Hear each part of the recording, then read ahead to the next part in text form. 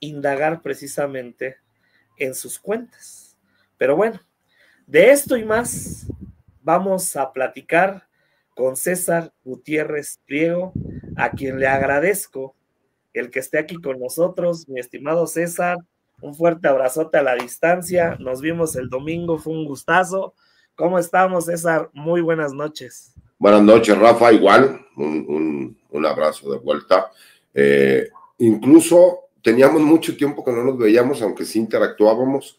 Y en ese momento que estaba yo ahí tomándome la foto y todo lo demás, te dije, dame 5 minutos para platicar contigo y ya no nos vimos. No, pues es que la verdad es de que se junta la gente y de repente, bueno, tú parecías rockstar, cabrón. O sea, la verdad estaba muchísima gente alrededor. De repente a mí me empezó a jalar la gente y ya sabes que la gente, oye, Rafa, ya viste este caso, pues ya sabes, ¿no? Pues la gente que también se acerca, y ya no tuvimos la oportunidad de platicar más tiempo, y luego como yo me tenía que regresar a Guadalajara, porque ya no estoy en la Ciudad de México, ya estoy en Jalisco, estoy acá en Los Altos, entonces, yo la birria tatemada, mi hermano. Cuando vengas. Sí, sabes que yo viví muchos años de mi vida en Jalisco. Ajá. Yo viví toda mi adolescencia en el estado de Jalisco. Entonces tengo como que un cariño muy especial. Vivía ahí en Zapopan, estudiaba en la secundaria varonil de la Autónoma de Guadalajara, que era de puros hombres, y todavía había prefectos de disciplina que te podían pegar con una vara en las nalgas y en las piernas y te podían poner a hacer ejercicio. Pues me decían, mis hijos luego me preguntan, oye papá, ¿y cómo era en tus tiempos la educación? Pues era muy distinta a la tuya, hijo. A mí me hablan para darme quejas en aquel entonces, ¿no? Ahí mismo disciplinaban al chamaco y vámonos. Sí, sí, la verdad es, a mí también me tocó todavía ese tipo de disciplina, la verdad, y pues la verdad yo siempre agradecido con los maestros que la verdad, si no fueran por sus enseñanzas, por sus valores y por todo lo que han hecho, pues uno no sería lo que es también, ¿no? Y obviamente la familia. Yo andaría defendiendo delincuentes, ¿no? En vez de dedicarme a lo que me dedico. La verdad es que sí, nos ha servido para que nos guiaran por el buen camino, Rafa. Fíjate, no sabía que vivías ya en Jalisco, me da mucho gusto. Sí, ya tengo 7 meses acá. El otro día que me encontré a Vicente el 15, precisamente también me decía Vicente, lo mismo, pero bueno, es por trabajo, ya después regresaremos. Primeramente, Dios, regreso a finales de este año o principios del otro a la Ciudad de México otra vez. Bueno, déjame iniciar como debe de ser, maestro, abogado, César, porque hay varias cosas que quisiera preguntarte. Primero, me gustaría tocar el tema.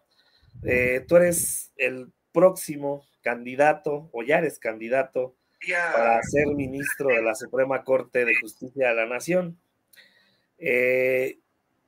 Quisiera preguntarte para que la gente te vaya conociendo más a fondo. Yo sé que mucha gente ya te conoce, pero si hay alguien que a lo mejor todavía no te ubica, pues que les platiques qué fue lo que te motivó para competir, para buscar esta candidatura a ministro de la Suprema Corte, mi estimado César. Fíjate, Rafa, la verdad es que todo salió como una pregunta que me hacen en una entrevista. Estaba yo en una entrevista con Manuel Pedrero en su programa de YouTube y de repente estaba con Ramiro Padilla Tondo, con quien tengo una buena amistad. Y me preguntaron, me dijeron, oye César, ¿qué opinas tú, no? De los requisitos que se están mencionando para poder ser ministro de la Corte. Me dicen, ¿los cumples? Le digo, ¿cuáles son? No, ya cuando escucho cuáles eran, le digo, sí, sí los cumplo. Me dicen, ¿y no te gustaría ser ministro de la Corte? Y yo hago el comentario, digo, creo que hay perfiles mejor preparados que el mío y con un corte específico para la Corte. Y me hacen la pregunta, no te preguntamos eso. Te estamos preguntando que si a ti te gustaría ser ministro de la Corte. Le dije, mira, yo que soy abogado postulante, que nos conocen como abogados litigantes, sería un orgullo para mí y un privilegio poder ser ministro de la Corte. Es el sueño de cualquier abogado, o por lo menos en mi caso, ¿no? Y me hacen el comentario, ¿y por qué no te inscribes para concursar?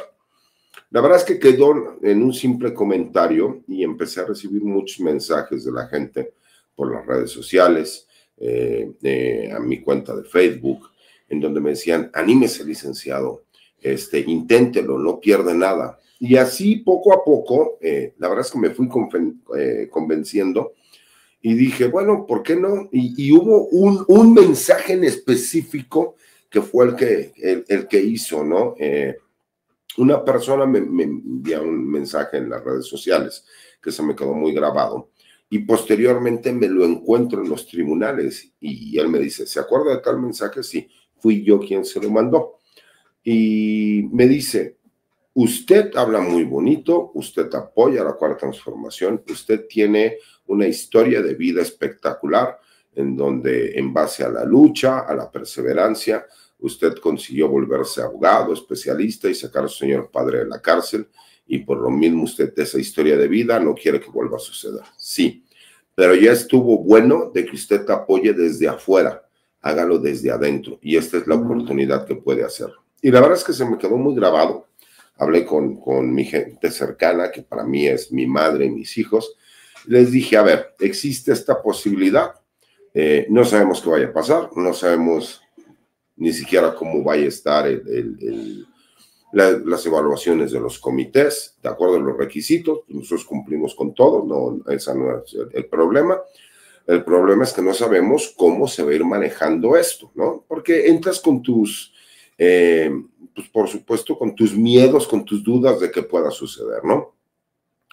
Y la verdad es que en mi caso, yo nada más me inscribí por un solo comité, por el del Poder Legislativo. Hubo gente que se inscribió por medio de los 3 comités y hubo gente que se inscribió nada más por 2 comités. En mi caso, yo nada más me inscribí en el del Legislativo. Me hicieron un par de observaciones respecto a la información que había presentado, la subsané, porque había puesto yo datos públicos en ciertas cuestiones que no tenía por qué haber datos públicos, ¿no?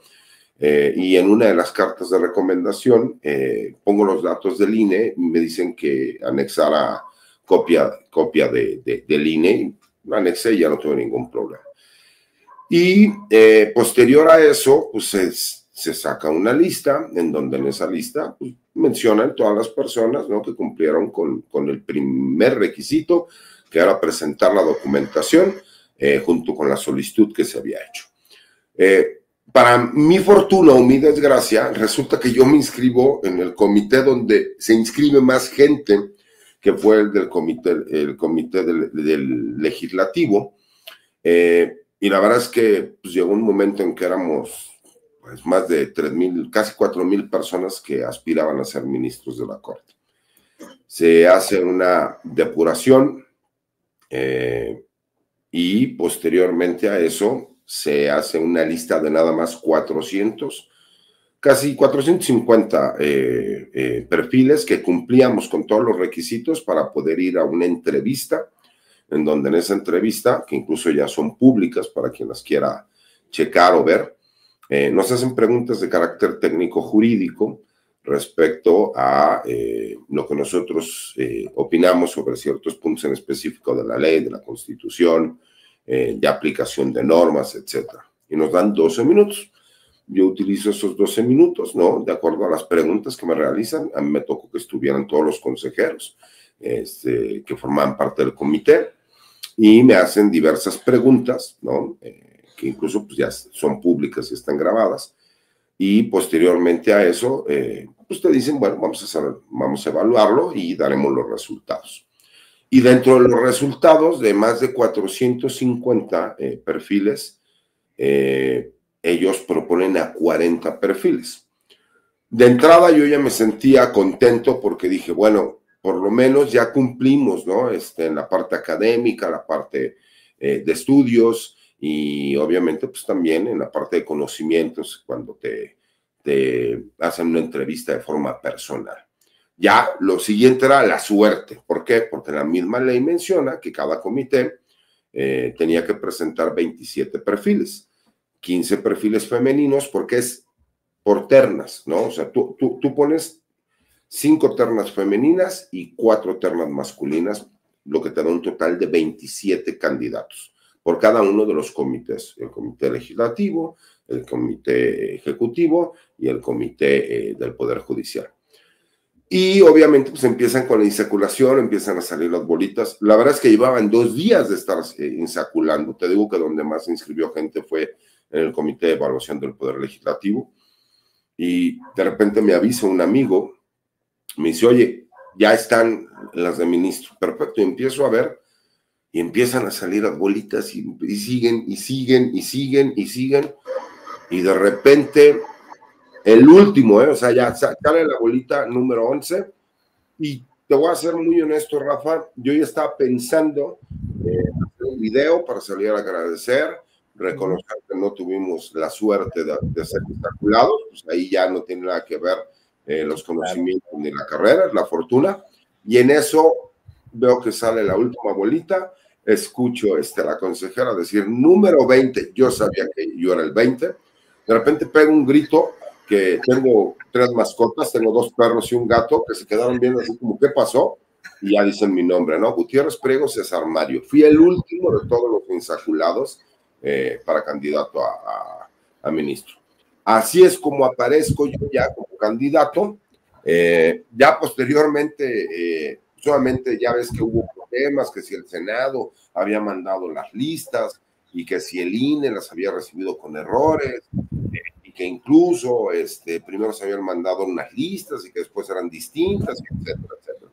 Entonces yo aparezco en la lista que manda el Senado como candidato a ministro y aparezco en las 2 listas que recibe el INE y en la final que publica, incluso aparezco en la boleta, ¿no? Ya con el número 49 aparezco ahí como candidato a ministro. Entonces, de repente me empiezan a decir, porque obviamente pues conoces varios perfiles que van pues, para magistrados, magistradas, ministras, ministros, pues toda la vida los abogados hemos estado en un gremio en donde es común que nos podamos conocer, ¿no? Y de repente me dicen, oye, tú ya fuiste a hacer tu registro en físico. Me digo, no.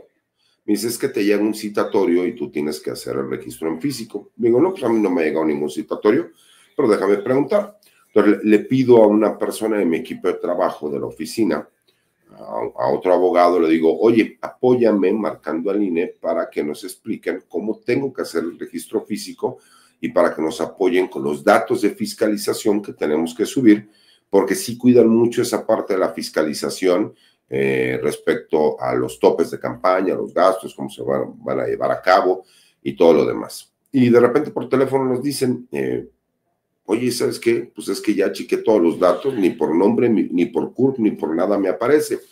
¿Por qué no vas a la sección que a ti te corresponde?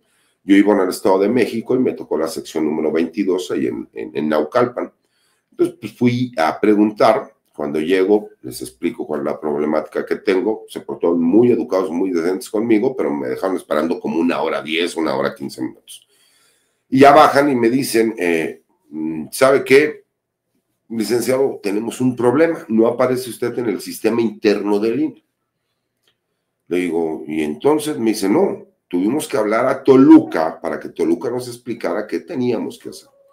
Y Toluca nos dice, y Toluca le señaló que lo que tenían que hacer, que ellos ya habían verificado y que sí me encontraba yo en las listas del INE como candidato a ministro y que incluso sí aparezco en la boleta electoral, pero que de forma interna no aparecía. Entonces que tenía que levantar un acta circunstancial ahí en esta sección del INE y que ellos la canalizarían a Toluca. Pero ahí mismo me comentan, me dicen, mire, no es común que pase una situación de este estilo.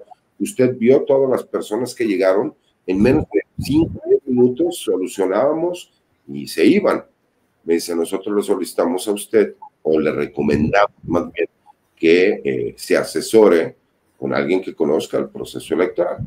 Yo lo que hice saliendo fue, hablé con 2 conocidos que son especialistas en derecho electoral, y me mira, por la premura del tiempo y porque no vayan a salir, explicaban, si no aparece en el sistema interno del INE, la problemática es que no vas a tener la oportunidad de subir estos datos a una base que se llama MEFIC, que es donde subes todos tus datos curriculares, pero la parte más que es los que va a dar a conocer el INE, ¿no? Como para que sepan la gente que estudiar, qué especialidades se tienen, experiencia profesional y ese tipo de cosas. Pero la segunda, que es la más importante, todos los datos fiscales, tu cuenta de banco normal, tus declaraciones de impuestos, tu declaración patrimonial. Y el problema es que como no tenía yo esa clave, porque no aparecía en el sistema, pues es lo que nos llamó la atención. Entonces lo que tuve que hacer fue presentar el INE y presenté un juicio de derechos del ciudadano electoral ante el Tribunal Electoral del Poder Judicial de la Federación. Terminamos en la madrugada y hice un video, ¿no? Pues para hacer la denuncia pública de lo que estaba sucediendo. Eso fue el viernes de la semana antepasada. El sábado, al mediodía, más o menos en la tarde, 2, 3 de la tarde, se comunican conmigo, conmigo de la oficina del INE para decirme que recibieron ya la información que había presentado y que si les podía yo nada más verificar algunos datos, porque se iban a comunicar conmigo la secretaria ejecutiva. La secretaria ejecutiva del Instituto Nacional Electoral se comunicó conmigo, habló conmigo y me dijo, mire, usted sí está como candidato. Es una cuestión administrativa que nosotros lo vamos a solucionar.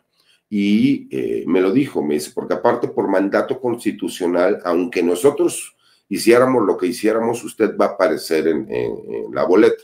Sí, pero si yo no cumplo con la parte fiscal, pues no importa que tú ganes, pues no cumpliste y claro.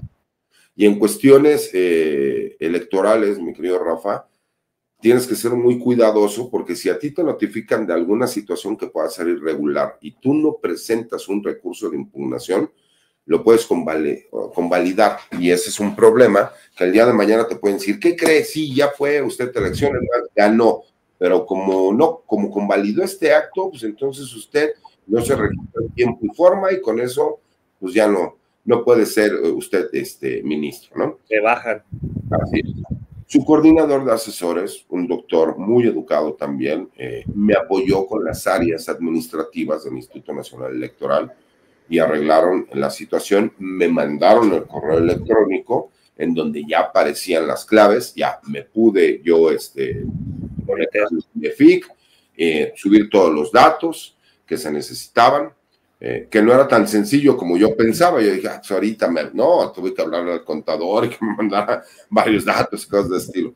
Pero ya con eso quedamos mucho más tranquilos. Pero obviamente mucha gente se quedó con la idea de es que al licenciado lo quisieron bajar y luego me preguntan, oiga, ¿ya lo arregló? Así como hice un video para denunciarlo, hice un video también para hacer declaración y agradecer. La diferencia es que a lo mejor en las diferentes redes sociales, cuando denuncio, tiene 2 millones de vistas en todas las plataformas y cuando explico que ya se arregló, que agradezco al Instituto Nacional Electoral, tiene 400,000 en todas las redes. Entonces hubo 1,600,000 personas que se quedan con el ¿qué pasó? Ya lo arregló, ¿no? Pero en esencia eso fue lo que, como se me ocurre, terminar siendo postulándome para ser candidato a ministro y al día de hoy ya somos candidatos. Qué importante para la gente que a lo mejor todavía tenía esa idea de que todavía tenías este problema administrativo, pues ya quedó solucionado. Déjame preguntarte, porque es muy interesante, mi estimado César, el cómo una persona en redes sociales te mete el calambre, en el buen sentido de la palabra, para decir, pues vamos a lanzarnos como ministro de la Suprema Corte, ahora sí que hasta el final parecía partido del Cruz Azul o algún partido de fútbol americano donde metes el gol y salimos campeones, ¿no? ¿Sí me explico? Sí. Es la primera vez que, ya ves que yo le voy al Cruz Azul. Por eso te digo. Y la verdad es que creo que es la primera vez que me toca aplicarla como la América nos la ha aplicado a nosotros, creo que las últimas 15 veces. Así me tocó, ¿no? En tiempo de compensación y ahí gol de cabeza. Sí. Y de chilena además. Bueno, en ese mismo sentido, fíjate lo que te dice esta persona. Tú aportas mucho fuera para la Cuarta Transformación. y que es ahora importante que ahora desde adentro aportes a la cuarta transformación. Y aquí viene una vertiente, una controversia, porque ahora viene la crítica. Es que este ministro es de la cuarta transformación, es que este candidato es de la cuarta transformación. Y ha venido una serie de ataques que yo lo he visto en redes sociales, que no vamos a mencionar nombres porque el caso tiene, pero que han sido de manera muy desafortunada, muy mezquina contra tu persona, incluso hasta metiéndose ya en temas familiares, que eso todavía se me hace peor. Y de la derecha, de la fachiza, que dice, no, pues él es un vendido de la cuarta transformación, le van a pagar, está infiltrado, cuando en realidad te estaban hasta poniendo trabas, ¿no? ¿Qué le dices a toda esa gente que te ataca, que te dice que eres un vendido, que vas a estar del lado de la cuarta transformación sistemáticamente? ¿Qué le dices a toda esa gente? Porque también es algo que a veces no comprende mucha gente, que tú vas a hacer tu trabajo y que aquí lo importante es la justicia. No sé si me explico, mi estimado César.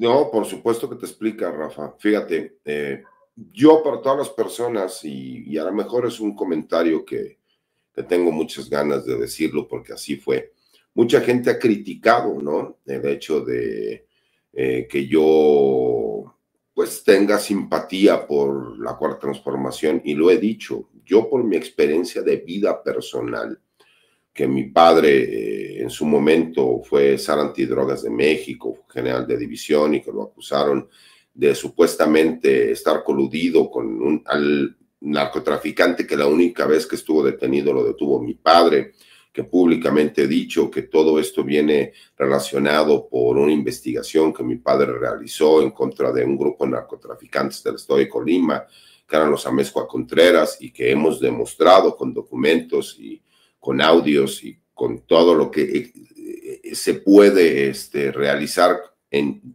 forma documental, que tenían una relación ligada y de negocios con el suegro del que era presidente de México, Ernesto Zedillo, y con sus cuñados. Y que incluso esa estructura criminal al día de hoy forma parte de la estructura criminal del cártel Jalisco Nueva Generación.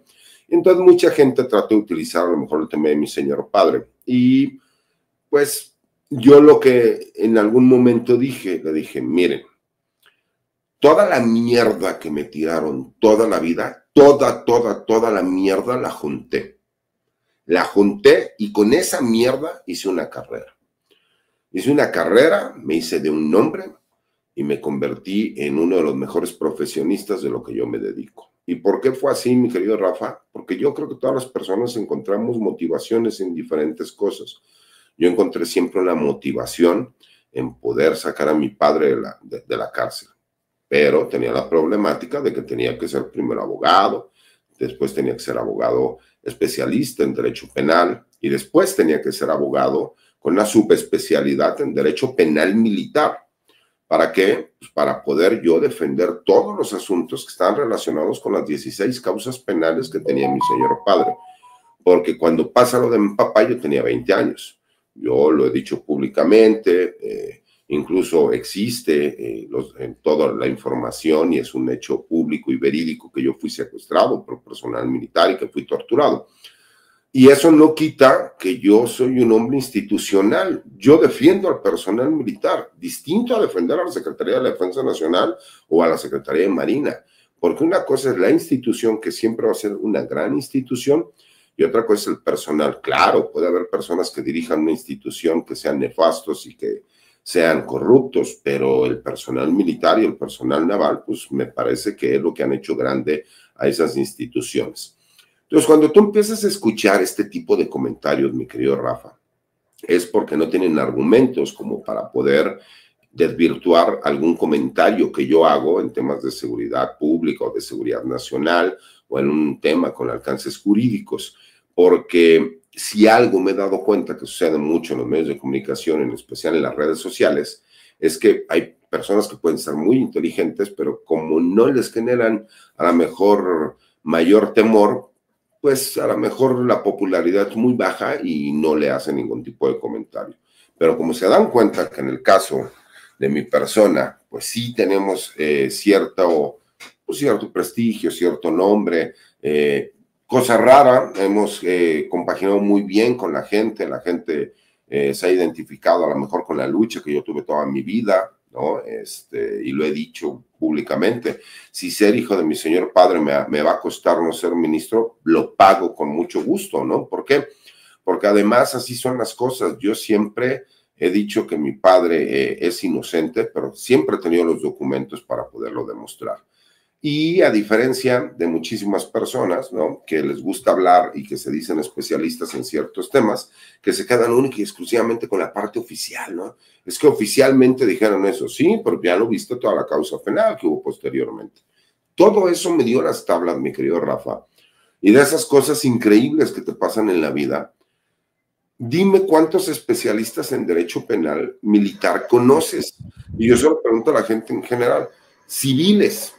Creo que somos, sin exagerarte, yo creo que debemos de ser 10 o tal vez máximo 12, a lo mejor ahora puede haber un poquito más, que nos dedicamos a esto de forma cotidiana, ¿no? Y tal vez el más conocido de ellos sea yo. Cuando empieza a mezclarse las cuestiones de seguridad pública con el ámbito militar, buscan un especialista y resulta que el especialista más viable es, oye, pues es el hijo del general.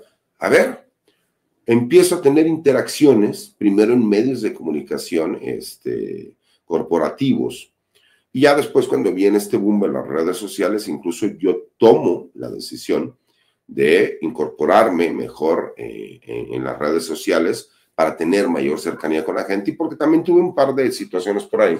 Yo en algún momento escribía en un diario de circulación nacional y en algún momento escribí una columna y me dijeron, es que no te puedo publicar esa columna. Le dije, ok, pues entonces no me vuelves a publicar nada. Sí, entonces no me vuelves a publicar nada. Y dejo de escribir como 8 o 9 meses y un día en una entrevista que estoy haciendo en un noticiero de MBS, conozco al director general de La Silla Rota, coincidimos en algunos puntos y discutimos en otro y me dice, tenía mucho tiempo buscándote y te quiero invitar a que escribas una columna con nosotros en La Silla Rota. Yo ya escribía para algunos blogs de información militar y de seguridad nacional, tanto en México como en Estados Unidos, ¿no? Entre mi Spanglish, no muy bueno, pero como que nos había funcionado bien. Y empiezo a escribir en La Silla Rota, y aunque la tendencia de La Silla Rota es de derecha, la verdad es que nunca me han censurado. Lo único que le han cambiado a lo mejor es alguna falta de ortografía que yo pueda tener por ahí, pero nunca me han censurado nada. Y por eso ahora, aunque me han ofrecido escribir en muchos medios, a lo mejor nacionales o internacionales, no dejo a La Silla Rota por esa solidaridad que tuvieron y gratitud conmigo. Lo mismo pasa cuando que la verdad es que yo, desde la primera vez que el expresidente Andrés Manuel López Obrador se lanzó a la presidencia, estuve ahí, estuve apoyando desde mi trinchera. La verdad es que me convertí en un simpatizante más del movimiento obradorista. Nunca pensé, te voy a ser muy honesto, pertenecer a la política. Incluso no lo había yo ni siquiera analizado, ser tecnócrata, ¿no? Porque sí me han ofrecido trabajar para el gobierno y a lo mejor por eso me hizo el comentario esta persona, ¿no? Me dice, no, pues es que usted está a todo dar en su despacho y con su negocio. Dice, no, véngase aquí a echarle para adelante porque usted tiene capacidad. Y a mí, por ejemplo, cuando yo veo el Movimiento de Regeneración Nacional, a mí me tocó, por ejemplo, ver a personajes que hoy son importantes, pero yo te puedo hablar de una joven Citlali que llegaba con un micrófono y una grabadora en Naucalpan a hacer las pláticas con 4 o 5 personas y me tocó estar ahí. Me tocó que el actual presidente municipal de Naucalpan hiciera ese tipo de pláticas, o sea, gente que sí estuvo haciendo ese trabajo. Me tocó ver al expresidente Andrés Manuel López Obrador hacer lo mismo de esa forma, hablar ante miles de personas o hablar ante 25 personas. La verdad es que ahí yo creo que me enamoré de la ideología que tenía el movimiento, porque Morena, tú sabes que es un pensamiento ideológico para crear una forma de gobierno, que si no se tiene cuidado, lamentablemente puede pasar como lo que pasó con el PRD. Por eso me parece que se han ido cuidando, ¿no? Muchas cosas. Cuando yo veo a un hombre como López Obrador, cuando le roban la presidencia, yo fui de las personas que estuvo en el Zócalo, me manifesté. Hay algunas fotos que por ahí han llegado a compartir que yo estoy con un sombrero revolucionario diciendo: mi general Obrador, usted diga y nos levantamos en armas, pero no vamos a dejar que nos roben la presidencia y cosas de estilo. Y obviamente cuando tú ves a un personaje como López Obrador, a alguien que tiene una historia de vida como yo, le vino a dar esperanza, mi querido Rafa. Y yo he sido también crítico de las cosas que yo veo y he señalado que hay áreas de oportunidad. La molestia que vienen muchos de ellos, y te lo puedo decir, por ejemplo, había una persona que yo le reconozco que sabía mucho de temas de seguridad, que era Alejandro Ope. Yo lamentablemente. Yo con Alejandro, aunque no tenía una gran amistad, sí tenía mucha interacción porque nos tocaba mucho estar en diferentes espacios. Y yo me acuerdo que en alguna ocasión le digo a Alejandro, le digo: Alejandro, es que tú sí eres una persona muy inteligente que conoce el tema. ¿Por qué te prestas para lavarle la cara a estas personas? Y me contestó, me dice: porque tú haces lo mismo, pero del otro lado. Le dije: no, Alejandro, le digo, porque tú estás criticando algo que todavía no sucede. Y yo estoy hablando de un hecho que ya sucedió. Exactamente. Me dice: pues la misma capacidad que yo tengo, tú la tienes, porque a ti te pueden criticar de muchas cosas, pero no que no sepas. Y ese es uno de los graves problemas que le sucede, mi querido Rafa. ¿Por qué? La gente ya está tan politizada que lo que tú o yo le digamos no nos va a creer, porque se queda con la duda, se va a ir a buscar que la información de lo que le estás diciendo es verídico y es real. Fíjate, el otro día se me quedó muy grabado. Cuando estábamos hablando del boicot por lo de los aranceles, pues alguien comentó, la persona que me está entrevistando, no recuerdo quién era, pero hizo el comentario de: pues ya no hay que tomar Coca-Cola, ¿no? Y no hay que consumir productos de Estados Unidos y bla, bla, bla. Y me acuerdo que yo dije: bueno, pues podríamos nosotros, a lo mejor tomar, dije, no recuerdo si dije jarritos o boicot, no me acuerdo exactamente. Y ¿sabes qué me contestaron? Me dijeron: no, licenciado, Dr. Pepper es el dueño de esos refrescos. Se me quedó tan grabado que fui a buscar la información que dijo. Yo ya aprovecho para disculparme. Yo dije una aberración por desconocimiento. Yo tampoco lo sabía, ¿eh? No tenía yo ni la menor idea. Resulta que ellos son los que compran, aunque todo se sigue produciendo en México, pero los dueños es Dr. Pepper. No tenía ni la menor idea, mi querido Rafa. Entonces, por eso, cuando tú vives una situación de este estilo y sale una oportunidad como esta, aunque es difícil, por supuesto, pues dices: la voy a aprovechar y por lo menos voy a luchar por generar un cambio, porque yo sí sigo creyendo que lo que López Obrador creó con Morena y que al día de hoy la presidenta de México continúa, es una ideología que tenemos que llevar a cabo, aunque hay muchos intereses de por medio, porque ahorita ya empezamos a ver que hay muchos intereses de por medio, ¿no? Entonces, pues me parece que tenemos que dar la lucha, tenemos que ir por adelante. Cuando llegue el momento, pues haremos propuestas. Cuando llegue el momento, que tendremos otra entrevista, hablaremos ya de pedir el voto y todo lo demás, ¿no? ¿Por qué? Porque yo estoy muy agradecido con toda la gente que me ha abierto un espacio. A Rafa tengo muchos años de conocerlo, siempre hemos coincidido y la verdad es que aunque no nos frecuentamos mucho, yo siempre le agradezco el que ha sido muy transparente conmigo. Y mucha gente dice: es que el licenciado es bien mamila. Le digo: es que no me conocen en persona. Si me conocen en persona, verían que soy hijo de un militar, me metí en los regimientos, en las unidades habitacionales militares. Me volví fresa ya de grande. De morro no era así. Déjame ir con un punto que acabas de tocar, César, sobre, por ejemplo, este debate que dices, ¿no? De algo que ya pasó a algo que todavía no pasa.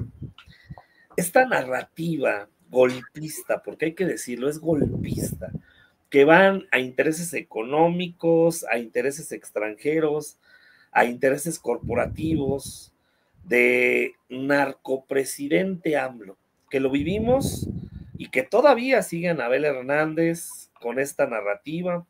Lo llegó a decir Tim Golden cuando fue en ProPublica de estos supuestos nexos con el crimen organizado del presidente López Obrador, que nunca se lo han comprobado, y que ahora incluso tú estuviste ahí en esta asamblea informativa cerrando filas por la soberanía, por nuestra independencia, por nuestra patria, ante los embates, las amenazas de los aranceles de Donald Trump, y que todo esto va pegado, porque sí es una narrativa golpista, antipatriótica, de ciertos periodistas, de ciertos medios de comunicación, que incluso Calarraqui, ¿no? Que dice, aquellos que vayan a apoyar a Claudia Sheinbaum, apoyan al narcogobierno, avalan al narcotráfico.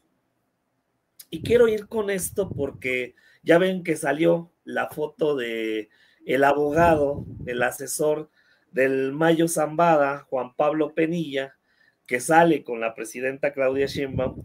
Y yo lo digo aquí, y para que tú me corrijas, pero que al mismo tiempo quiero que me ayudes, César, tú que eres abogado.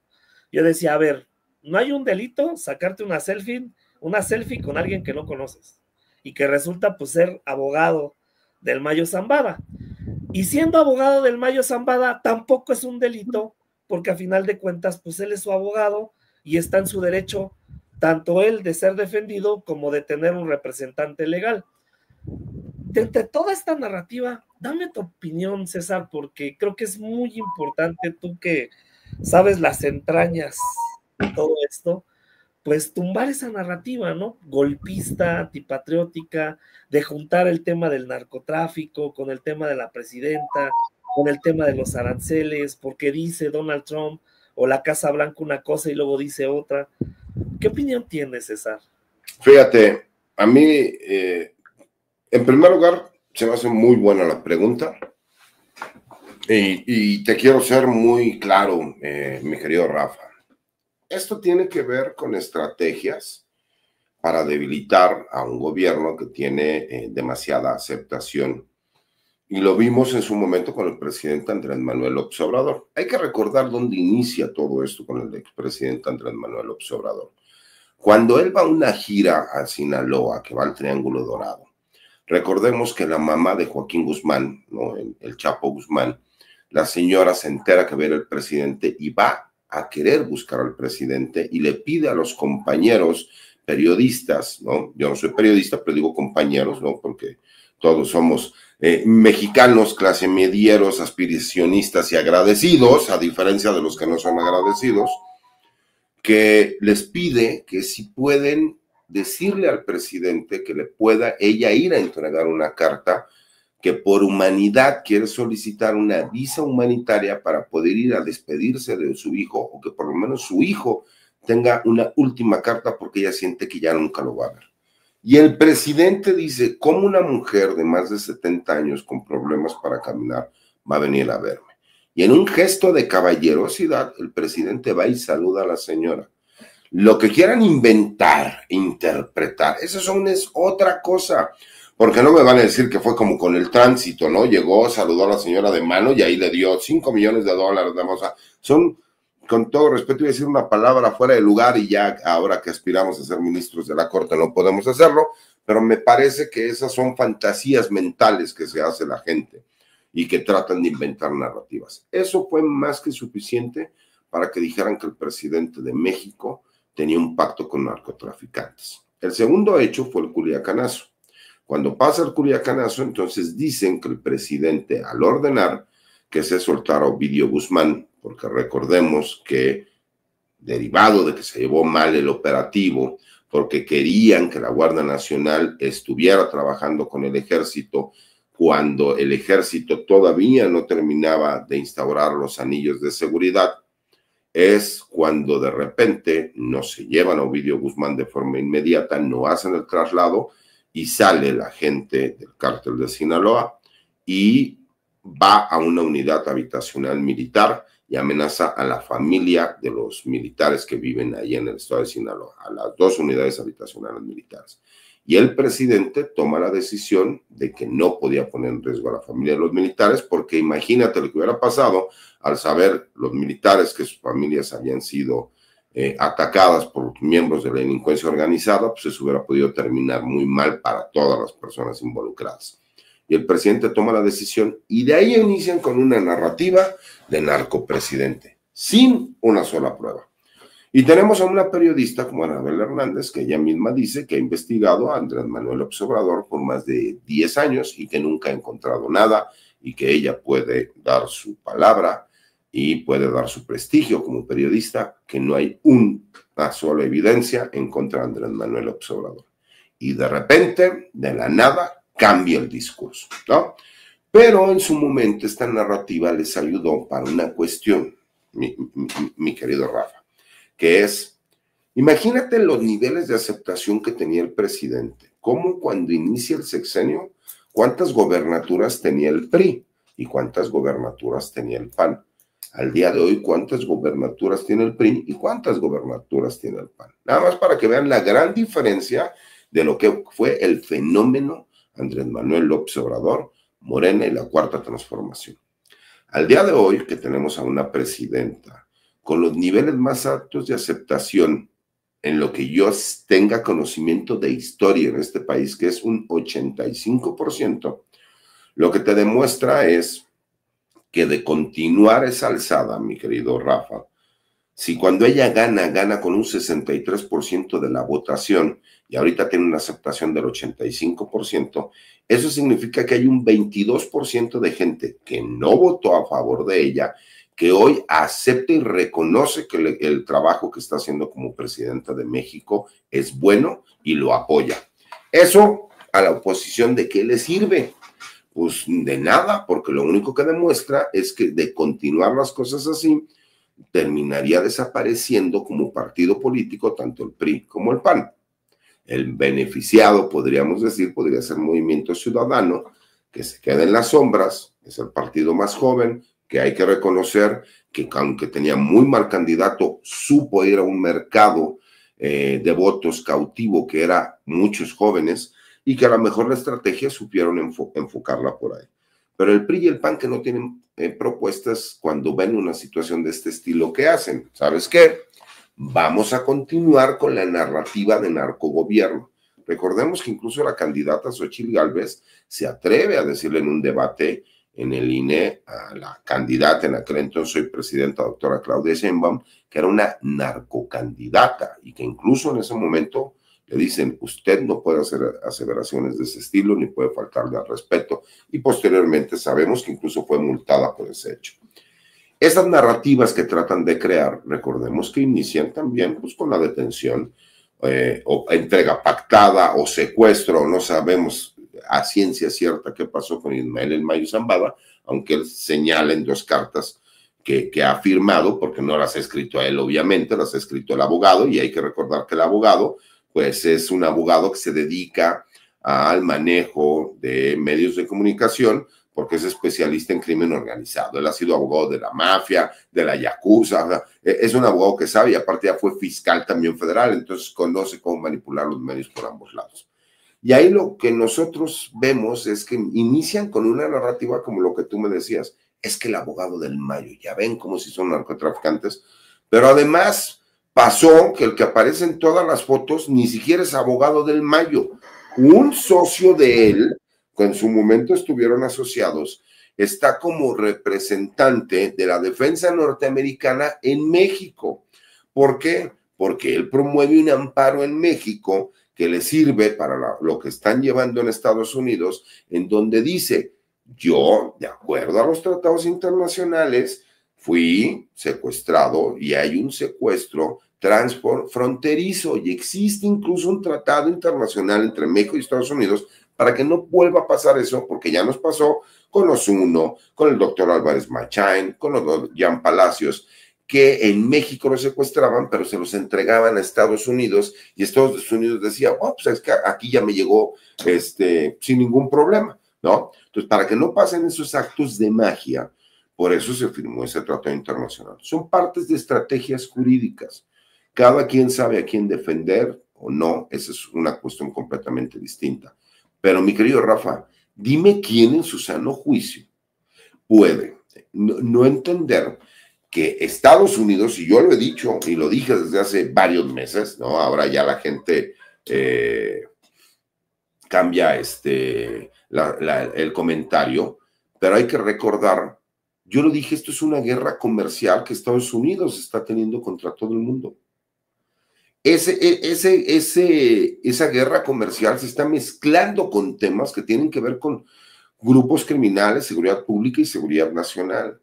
En el momento, para que el mismo gobierno de Estados Unidos y el mismo Donald Trump reconozca que el liderazgo que ha tenido la doctora Claudia Sheinbaum y el trabajo que ha realizado el Gabinete de Seguridad de nuestro país ha sido espectacularmente bueno, los deja sin tener la oportunidad a todos los opositores de este país, a todos estos comentócratas que han perdido privilegios y a todos estos medios de comunicación que piensan que por medio del chantaje y el ataque van a recibir nuevamente pagos por parte del gobierno federal o estatal para que se hagan todos tontos y firmen un pacto de impunidad como lo hicieron en su momento con Felipe Calderón, que juegan a tratar de crear una narrativa de que el gobierno protege narcotraficantes. Entonces, cuando de repente les mandas a los 29 líderes criminales que han dominado en los últimos 40 años el narcotráfico en México,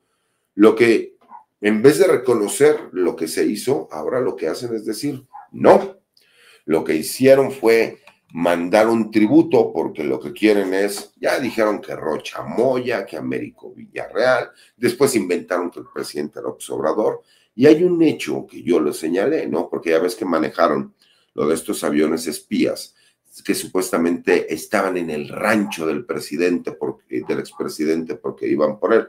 Les dije, no, eso más bien tiene que ver con el Tren Maya o con el Tren Interoceánico o alguna cuestión de ese estilo, porque esto sigue siendo una guerra comercial.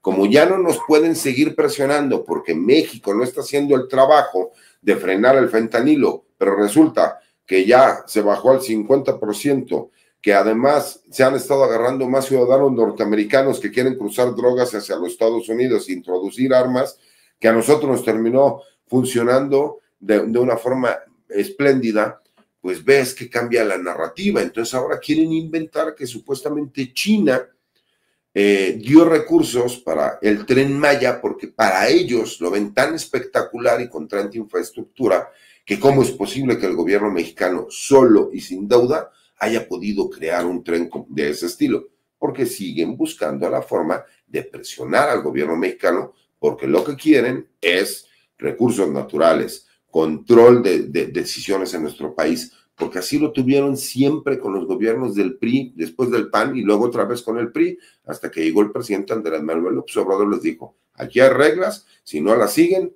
órale, vámonos, ¿no? Y esa es la realidad. Fíjate qué interesante cómo lo plantea César, porque también está esta narrativa. Hoy salió Elena Chávez, Anabel, también a decir que se está viendo un expediente en Estados Unidos, la Casa Blanca, el gobierno de Donald Trump, para ir contra los narcomorenistas, contra los narcogobernadores de Morena, que incluso hasta dicen, ¿no? La narrativa esta de que van a venir por López Obrador, ¿no? Que se frotan las manos, ¿no? Y quisieran. Pero qué narrativa tan descabellada, ¿no? Pero ¿sabes por qué lo hacen, Rafa? Fíjate, ellos saben, no hay propuestas, o sea, como oposición no tienen una sola propuesta, no les funciona nada de lo que hacen, y ellos saben que hay un porcentaje de la sociedad mexicana que no importa que la doctora Claudia Sheinbaum haga de México la mejor economía del mundo, que no haya inseguridad. O sea, por supuesto que no estamos en esas posibilidades todavía, pero sí vamos en camino a crecer económicamente todavía más. Yo no recuerdo un solo sexenio en toda mi vida que no haya existido una evaluación cuando salió un presidente y entraba otro. Y ahora no solo no lo vimos todo el sexenio de López Obrador, no hubo devaluación, sino que al contrario, terminó abajo de lo que él recibió el dólar. Y ese siempre había sido la medida de los políticos y de los economistas. Ahora cuando él lo hace, ya te dicen que son factores externos y que no tienen nada que ver.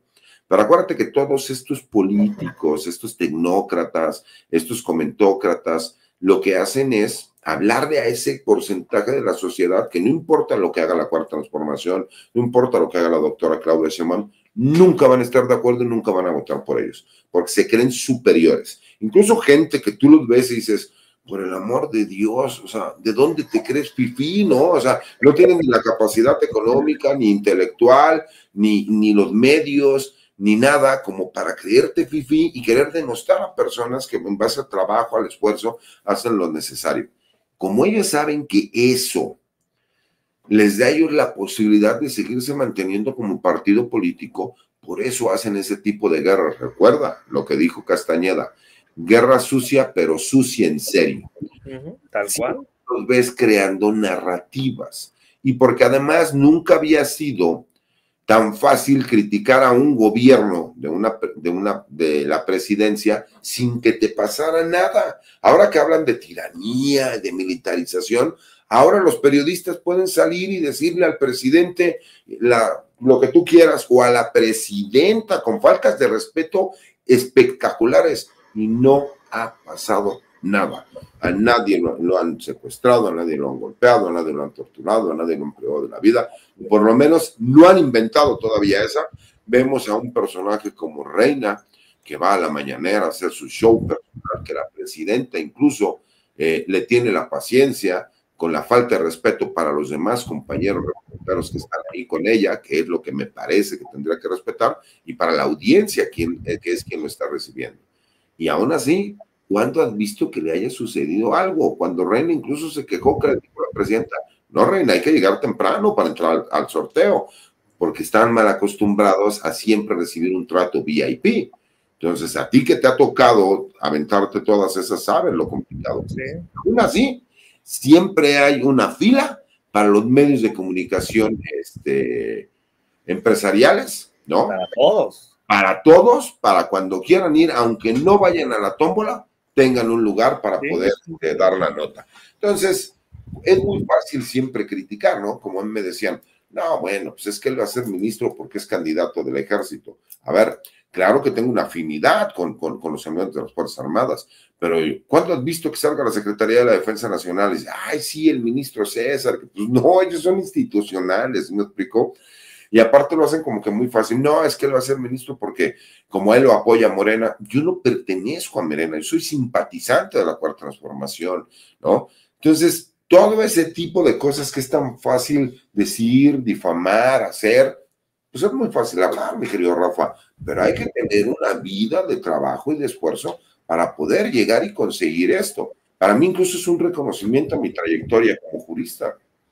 No, y que también hay que decirlo, mi estimado César, eso es un cambio que estamos viviendo, es algo inédito, histórico, porque a ver, César, ahorita que lo mencionabas, porque yo también sé que ya es tarde y sé que mañana te tienes que levantar, pero aguántame unos minutitos más, porque esto que estamos viviendo es inédito, es histórico, y puede ser la punta de lanza para que esta elección al Poder Judicial no solamente limpie nuestro país de toda esa putrefacción que tú la has vivido en persona y que tú te imaginabas, César, tener la oportunidad, si todavía estaría el sistema como estaba para ser ministro de la Corte. Ahora no, ahora ya se abrió el abanico y muchas personas que a lo mejor ni por aquí les entraba en la cabeza o a lo mejor lo buscaban, pero por el nepotismo, el tráfico de influencias, el amiguismo, nunca pudieron llegar a ser ministros de la Suprema Corte porque necesitaban tener palancas. Ahora no, ahora es algo democrático. Cambia el juego en todos los aspectos. Fíjate, aquellas personas que dicen se acabó con la carrera judicial, no es cierto.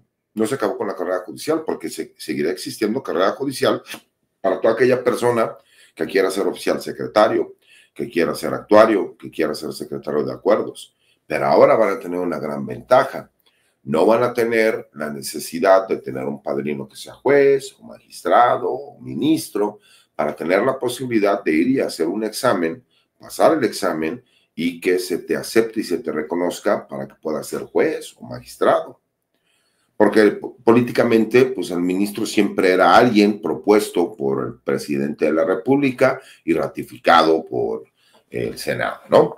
Esa era la fórmula que se hacía. Entonces, yo lo que les decía es, cambiaron toda la estrategia, Rafa, al grado de que antes tenías que quedar bien con un ministro, ahora un ministra. Ahora no necesitas quedar bien ni con un ministro ni con una ministra, porque tú lo que haces es decir, yo me gané por medio de un comité de evaluación, demostré que tengo los méritos, los conocimientos, las capacidades, incluso la suerte para haber entrado a una boleta. Y en esa boleta tuve la oportunidad de que la gente votara, viera qué es lo que yo ofrecía, mis propuestas, mis ideas, y ellos fueron los que me designaron para yo ser juez o magistrada o ministra.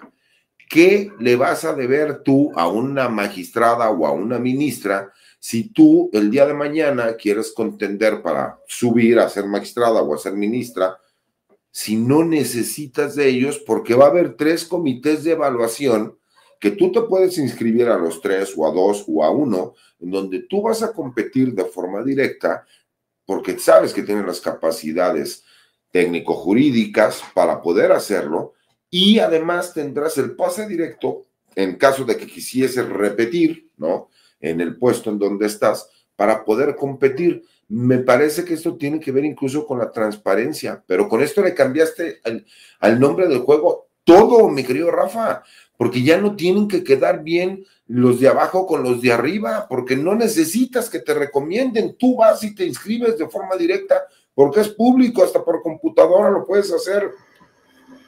No, y que ahora te debes al pueblo. Exactamente. Ahora te debes a la gente. Porque y que ahora, la que te va a evaluar. Porque ahora lo que se tiene que analizar, mi querido Rafa, es la justicia social. ¿A qué me refiero con la justicia social? Porque aquí, incluso con los límites de campaña que te ponen, es tan pequeño los límites de campaña que no puedes mandar a hacer lonas, no puedes mandar a hacer gorras, no puedes mandar a hacer playeras, no puedes mandar a poner espectaculares, no puedes comprar tiempo de radio y televisión, no puedes hacer nada de eso. Lo único que puedes hacer es en espacios a lo mejor como el tuyo, en espacios públicos, el que se haga un debate y que seas invitado para que puedan estar todos los demás, ¿no? Eso, mi querido Rafa, cambió la forma de pensar y de ver. ¿Por qué? Primera, la gente va a poder llegar y decir, oiga, es que yo necesito hablar con el juez, con la magistrada o con el ministro, porque yo voté por ellos y yo tengo un problema que quiero que me solucionen. Debemos acabar incluso con esa parte, Rafa, donde desde que llega la gente le tiene que decir al juez, al magistrado o al ministro, su señoría. Desde ahí estamos mal. Yo puedo entender que cuando te encuentras en sesión, a lo mejor sí proceda a hacerlo porque se tienen que cuidar las formalidades. Pero si tú vas a buscar a una persona, yo le pregunto a la gente, ¿quién ha tenido oportunidad de platicar algún día con un ministro un problema de carácter legal? ¿No? Porque mucha gente decía, es que tengan cuidado porque la persona que llegue va a tener mucho poder. ¿Cuál poder? Si ya cambiaron toda la estrategia del Poder Judicial, porque tú podrás ser ministro, en mi caso yo podría llegar a ser ministro y aún así yo no voy a tener forma de meterme en la opinión ni de un juez ni de un magistrado, porque me van a decir, perdón, pero yo le debo al pueblo, yo a ti no te debo nada, porque aparte yo no les voy a dar nada, claro. Y eso con la justicia social, mi querido Rafa, y siendo muy claros, a ver, es que todo se lo van a dar a Morena. No, por supuesto que no. Yo lo he dicho. Hay veces que yo he salido a defender jueces que me dicen, ¿cómo usted los va a defender? Le digo, oye, a ver, llegan, lo detienen, dicen que lo detuvieron en un vehículo con armas largas que llevaba drogas y que además disparó en contra de los soldados, los guardias nacionales. Y resulta que la defensa demuestra que estaba en su casa, sin armas, sin drogas, que se metieron, que hay un video, que lo graban, que lo llegan, que lo amarran, que lo sacan de su casa sin orden de aprehensión, ni orden de cateo, ni nada, y lo presentan ante un juez. Por más que el juez quiera, mi querido, se está violando la ley. ¿Qué va a decir? Pues está mal. Por eso me ha gustado mucho cómo esta administración, en comparación de las últimas 5 administraciones que yo he visto, han cuidado tanto la parte de inteligencia, de compartir información y el trabajo de campo y gabinete lo han sabido combinar, que casi todas las detenciones, a excepción de 2, todas se han calificado de legales, todas se han vinculado a proceso y veremos sentencias más adelante.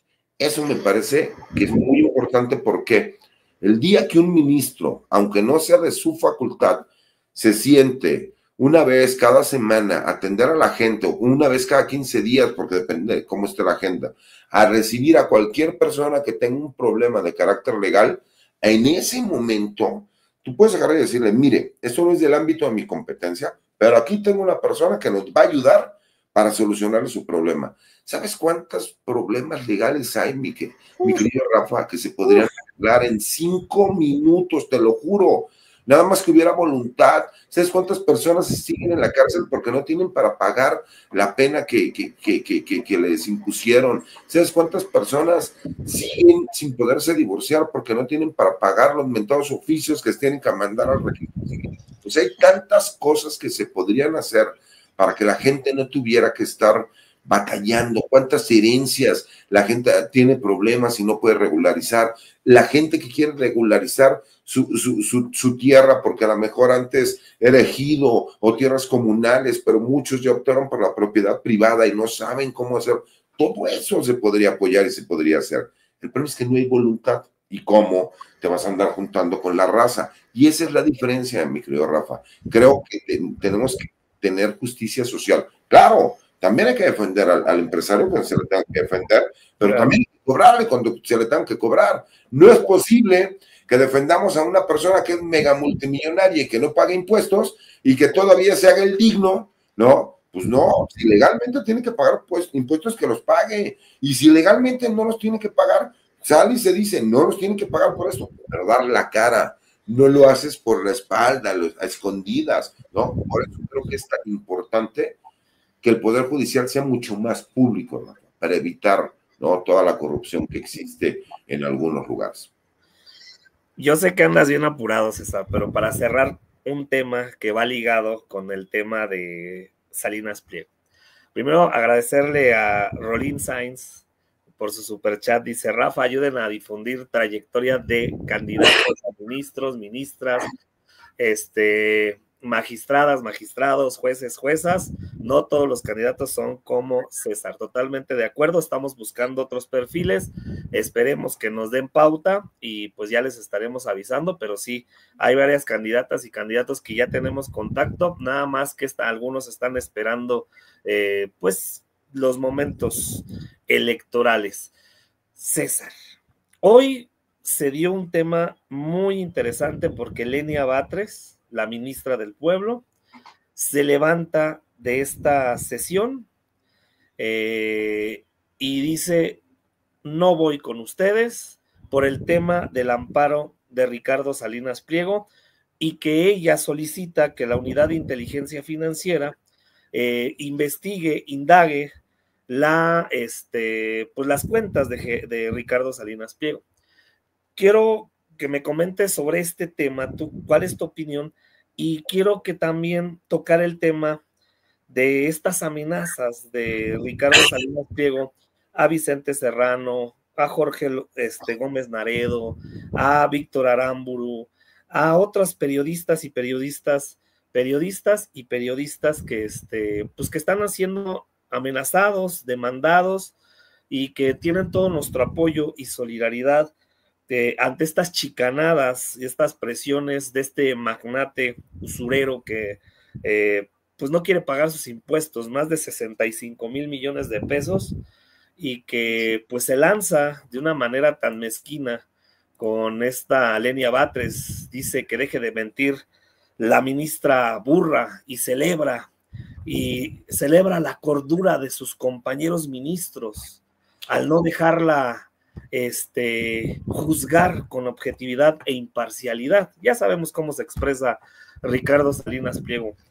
¿Qué opinas de este tema desde todo esto que conlleva el caso de Ricardo Salinas Pliego y lo que debe de impuestos y las amenazas, la censura a comunicadores, a periodistas como el buen Vicente Serrano, a quien le mandamos un fuerte abrazo, mi estimado César. Fíjate, Rafa, te quiero ser muy honesto, no sé muy bien, por eso estaba checando el teléfono, me han estado llegando muchos mensajes donde me han preguntado que qué opino lo mismo de lo de la ministra Batres, porque tengo entendido que aparte dio varias entrevistas. Todo el día estuve súper movido y no he tenido oportunidad de revisarlo todo y no quiero decir una imprecisión. Lo que sí te quiero decir es, me parece, por lo que entiendo, porque no entendí muy bien todo el contexto, llega a la segunda sala de la Suprema Corte de Justicia de la Nación y dentro de la petición se solicita que la ministra Lenia Batres se excuse de tener conocimiento sobre el recurso que se hizo valer. En lo personal, creo que no tendría por qué haberse excusado porque incluso están prejuzgando, ¿no? Y lo que tengo entendido es que se presentaron algunos tweets, me parece, en donde ella tenía una opinión contraria a Ricardo Salinas. Y me parece que están prejuzgando en el caso de ella. Pero me parece que incluso también es mal visto, porque si estamos hablando de que son 5 ministros, ¿no? En la sala, y que además con una mayoría simple se puede o no se puede conceder, pues me parece que el haberla hecho que se excusara de forma obligatoria por la misma votación de sus pares, me parece en lo personal como un acto incluso agresivo en contra de ella, ¿no? Así lo veo yo personalmente, creo que el decir estamos de acuerdo y que ella no participe, me parece que fue como quererlo obligar y me parece que esto también se mezcla ya, siendo muy realistas, con cuestiones de ideologías de los diferentes ministros y eso en lo personal no lo veo correcto.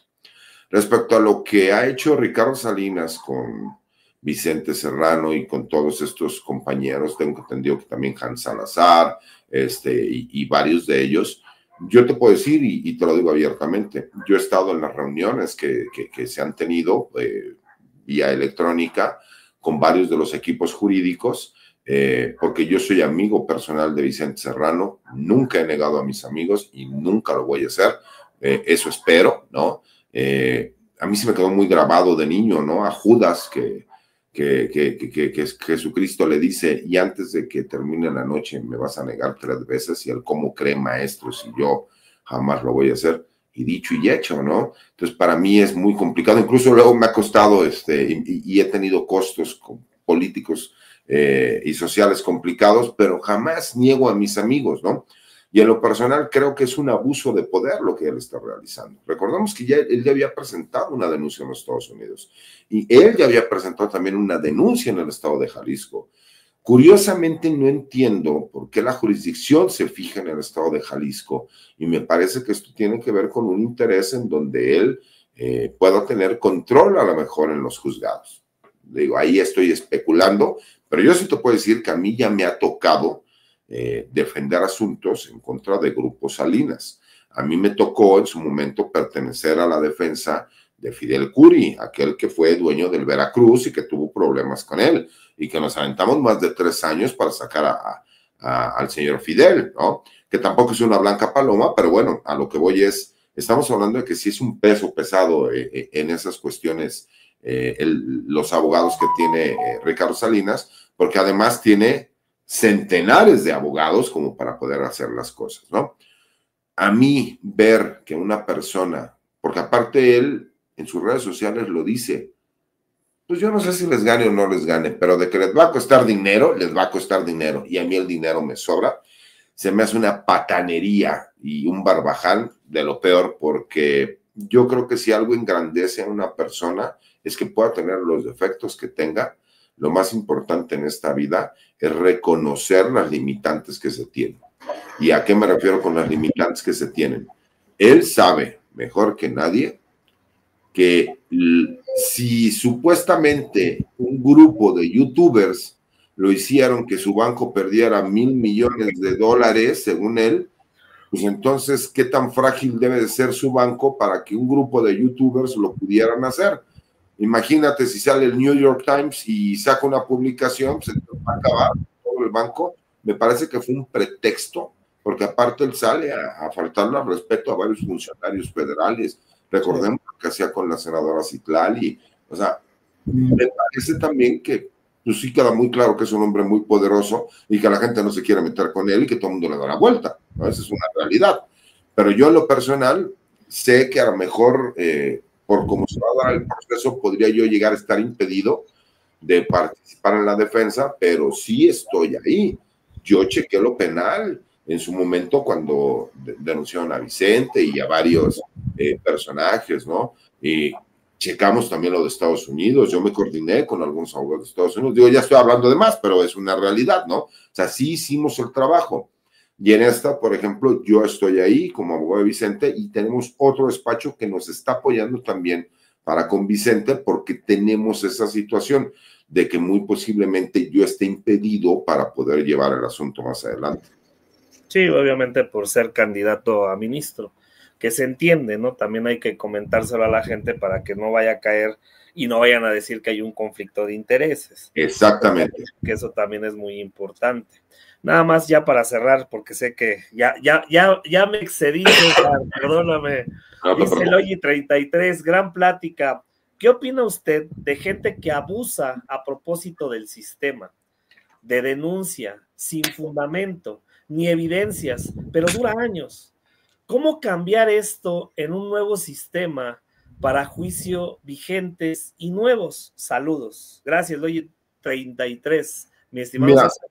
Yo creo que esa es una problemática que hemos tenido que viene desde el recurso de posibilidad de cuando se presenta en materia penal una denuncia y se le da entrada cuando no cumple con los requisitos necesarios para que esa denuncia realmente se pueda iniciar, ¿no? Lo entiendo perfectamente porque estamos viviendo en una época en donde cualquier persona puede llegar y denunciar un hecho sin necesidad de comprobar que el hecho sucedió y que incluso la persona a la cual se le imputó ya tenga algún tipo de restricción cuando no le han demostrado nada. Pero eso tiene que ver con la aplicación de las leyes, por ejemplo, del Código Penal o en las demandas de carácter civil, etcétera, y eso tiene que ver con el legislativo. Nosotros, dentro de la Suprema Corte, si tuviéramos la oportunidad de llegar, lo que haríamos es dejar criterios muy claros. Nosotros no podemos legislar en cuanto a las leyes, pero sí podemos revisar lo que es la aplicación de las mismas y mediante la herramienta de las tesis jurisprudenciales o las jurisprudencias, lo que se deja claro es que existan criterios, porque el problema del derecho es que al no ser una ciencia exacta, como a lo mejor las matemáticas, en las matemáticas 2 más 2 son 4, no importa cómo lo veas o cómo lo hagas, 2 más 2 son 4. En el derecho, tú puedes ver una cosa de una forma e interpretarla de una forma, y yo puedo interpretarla de otra. Y ese es el grave problema que hemos tenido. ¿Por qué? Porque entonces, desafortunadamente, una persona que a lo mejor en una agencia del Ministerio Público presentan una denuncia y ahí le ponen ya una restricción desde el principio y él no cometió ningún delito. Ahí es donde tú puedes ir, si me explico, ante un juzgado federal de amparo y que si no te resuelve, puedes entonces de ahí presentar una revisión y a lo mejor llegar hasta la Suprema Corte de Justicia de la Nación, en donde se podrá resolver y crear un criterio, ¿no? ¿Para qué? Para que no estén aplicando la ley de forma incorrecta. Ese es el grave problema que tenemos, en que como muchos de nuestros sistemas están saturados, lo que necesitamos también, pues es en apoyar a depurar todos estos sistemas. ¿Sabes la cantidad de asuntos que se podrían solucionar si uno se tomara el tiempo de llegar y decir, a ver, ¿usted qué es lo que quiere y usted qué es lo que quiere? Perfecto. ¿Qué es lo que se va a negociar? Hay muchos delitos que se denuncian que ni siquiera tienen pena privativa de la libertad, que lo que la gente quiere es la reparación del daño. Pues no lo criminalices, mejor llega a la reparación del daño. Y necesitamos también colegas abogados, pues que sean más honestos, porque hay veces que los abogados somos muy largos, ¿no? Y necesitamos un código de ética que realmente se aplique. En un principio hablábamos de la colegialización de las barras y colegios de abogados. Yo, por ejemplo, pues estoy colegiado, yo formo parte del Colegio Nacional de Abogados. Ok, Pero eso no quita que a lo mejor le darías poder a las barras o colegios de abogados, cuando lo que tú tienes que tener es un código de ética personal de cada litigante. Y si un litigante abandona la defensa, no presenta pruebas, luego hasta extorsionan a sus clientes, si no me pagas, no me presento. Eso lo tenemos que regular desde el Poder Judicial. Se tiene que ser el ejemplo, ¿no? Pero mira, ya no puedo hablar mucho más porque entonces no quiero que nos vayan a decir que estamos haciendo propuestas. Y no estoy haciendo propuestas, estoy señalando lo que yo veo que está mal, ¿no? Y que cuando llegue ese momento haré propuestas para ver de qué forma se puede corregir. Porque además, mi querido Rafa, en esa campañita que traen, bueno, creo que me la he pasado defendiendo desde actos antispos de campaña. No soy especialista en electoral, pero ya le vamos aprendiendo. Ya me acusaron también de violencia política de género, o sea, un sinnúmero, porque aparte cualquier persona te puede denunciar, incluso por medio del internet. Sí, sí. Poner nombres falsos y no pasa nada, y tú tienes que contestar. Entonces, bueno, hemos tenido que andar chambeando bastante, pero contentos con la oportunidad, Rafa. Pues la verdad, de verdad, mi estimado César, yo te agradezco el que nos hayas acompañado esta noche. Sé que andas bien apurado, que tu agenda es apretada, pero yo te agradezco de corazón de que hayas estado aquí con nosotros. Ya teníamos pendiente esta charla y que espero que sea la primera de muchas. Siempre las puertas abiertas, siempre agradecido por tu apoyo, por tu amistad. Y pues sigamos en pie de lucha, porque todavía hay muchas cosas que se tienen que cambiar en México. Ahí ya las iremos desmenuzando más, pero la verdad es que fue muy, muy rica esta entrevista, esta charla para la audiencia, para nosotros, y pues nos vamos quitando muchas dudas. Siempre agradecido, César. Al contrario, Rafa, yo agradecido con el espacio, y tú sabes que con los amigos uno siempre es agradecido, y más cuando los amigos son generosos, ¿no? Gracias. Hay mucha gente que a lo mejor se sube un tabique y se marea. En mi caso, yo sé de dónde vengo, quién soy. La gente me pregunta que por qué siempre traigo unos pañuelitos blancos. Yo de mi padre nada más heredé 3 cosas: problemas, su twin, que era su tarjeta única de identificación militar, y 4 pañuelos blancos. Por eso siempre traigo los pañuelos blancos, para recordar quién soy, dónde estoy, hacia dónde voy y de dónde vengo. Por eso, mi querido Rafa, yo siempre agradecido con los amigos y siempre pues para lo que se necesite y para lo que sea. No, pues al contrario, César, pues aquí, y pues cuando tengas oportunidad nos vamos poniendo de acuerdo, cuando ya haya chance de seguir platicando, pues aquí las puertas abiertas y nos vamos poniendo en contacto para más charlas, así que la verdad se puso muy, muy sabrosa. Una birria tatemada. Voy a ir a Jalisco en próximos días y voy a ir a echarme una birria tatemada, y me va a dar mucho gusto saludarte, Rafa. Te mando un abrazo y agradecido con toda la gente que nos manda mensajes, que nos está viendo, que nos está escuchando, y te prometo que ya cuando inicie la campaña nos vamos a aventar otra, y ahí sí vamos a poder hablar de muchas cosas que ahorita no podemos. Ahora sí que para darle duro y tendido. Así es. Gracias, mi estimado César. Te mando un fuerte abrazote y ahí estamos en contacto. Cuídate. Muchas gracias. Hasta luego. Estamos. Gracias. Gracias a nuestro gran amigo César Gutiérrez Pliego. Gran plática, sabrosa, interesante. La verdad es de que me hubiera gustado más tiempo, pero pues también tenemos que comprender que César mañana se levanta muy temprano, nosotros somos de desveladas, y pues bueno, ya tendremos la oportunidad de platicar más tiempo con el buen César sobre las propuestas, ya cuando ya se dé el tiempo, el espacio en la reforma judicial, la elección judicial. Y pues bueno, agradecerle a toda la gente que está aquí en el chat, pedirles que nos echen la mano con ese poderoso like. Gracias a todas y a todos. Y pues bueno, vámonos con más información. Agradecerle al buen César, ya vendrá más adelante. A todas y a todos por el apoyo de estar aquí. Y vámonos con más información, porque pues hablando del tema de Lenia Batres, que ahorita platicaba con el buen César sobre de que se retiró hoy en esta sesión privada de la segunda sala de la Suprema Corte de Justicia, ante la intención de unos integrantes de declararla a ella impedida para dar a conocer y votar en el amparo en revisión 492/2023 sobre las facultades de la Unidad de Inteligencia Financiera, la UIF, para requerir información bancaria del señor Ricardo Salinas Pliego, se retiró ante la abierta violación del reglamento interno de la Suprema Corte de Justicia de la Nación. Hoy tuvo una entrevista precisamente con Álvaro Delgado, y nos vemos más adelante. Vámonos, descansen. Muy buenas noches. Chau, chau.